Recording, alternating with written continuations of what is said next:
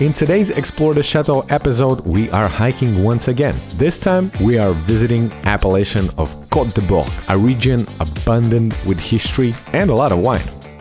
The weather wasn't exactly on our side at first, but our meeting point makes up for it. We gathered in the stunning village of Bourg, a place steeped in history. And as if to add an unexpected twist to our day, we were greeted by a pack of camels. Yes, camels. And don't ask me why. They're just here adding a little bit of randomness to our hike.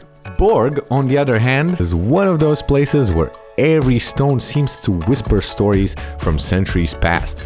Its origins trace back to the 4th century, during the Roman Empire times. Over the years, it has witnessed numerous wars and invasions, from the Middle Ages to as recently as the Second World War. Beneath the town, massive underground tunnels remain today, constructed by Nazi Germany to store fuel for their warships. It's a place where history is tangible, waiting to be explored in depth. But today, we're here for another kind of exploration. As always, with Bordeaux, where there's history, there's wine. That's why we're here joining Rondo Vins and Chateau for another monthly wine exploration hike.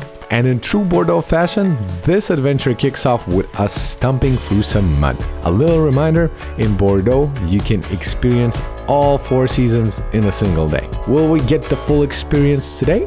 Well, we will have to see. Right now, the vineyards are still bare, but not for much longer. Spring is knocking at the door. Birds are starting to warm up their voices, and soon trees, bushes, and flowers will burst into life, painting the French countryside with vibrant colors. But for now, we make most of the leafless vineyards. This rare period offers a special opportunity. Without the thick foliage, we can see across the landscape, taking in sights that will be soon hidden by nature's greenery. That's exactly how I almost lost track of our group.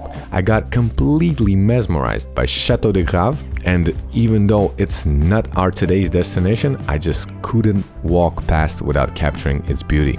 This chateau dates back to the 16th century, with major renovations done in the 19th century, and since 1910 it has been owned by Bassereau family, now spanning 5 generations of winemakers, cultivating 45 hectares of vineyards. Who knows, maybe one day we will return for a proper visit. Fortunately, luck was on our side. The rain didn't last long, and soon enough, sun arrived through the clouds and helped to dry off our damp clothes. But with that said, the real warmth came from our host, Gérard, father of the owner of Château Eyquem. He welcomed us into a preheated tasting room, perfectly anticipating the unpredictable weather. Usually, when you come to visit a winery, it starts out with the property visit, where you learn about the property and the secrets behind the winemaker's winemaking process. But Gérard had a different plan in mind. It was lunchtime, and if there is one thing the French take seriously, it's their meal schedule. So instead of taking us on a tour, Gérard wanted us to unpack our food,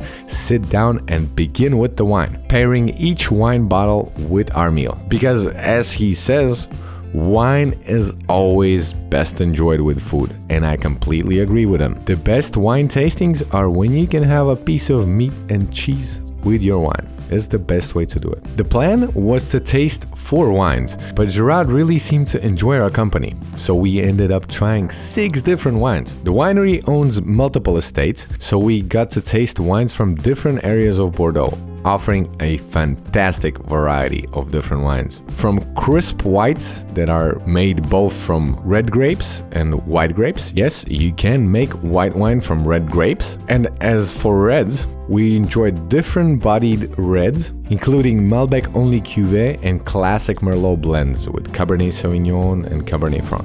It was a true feast for the senses. Once everybody's consciousness was enhanced, then it was time to explore the winemaking facilities. And this tour came with a couple of surprises. The biggest one for me, those were the metal barrels for aging the wine. That's something I have never seen before. The barrel room itself was stunning, with oak barrels, clay tanks, and once again the metal barrels. And behind hundreds of barrels, we also found the massive vat room where the most of the wine production is happening. Each of these facilities play a crucial role in crafting the wines. And if that wasn't obvious enough on how much the people care about their wine over here, it was Gérard who just couldn't stop talking about wine.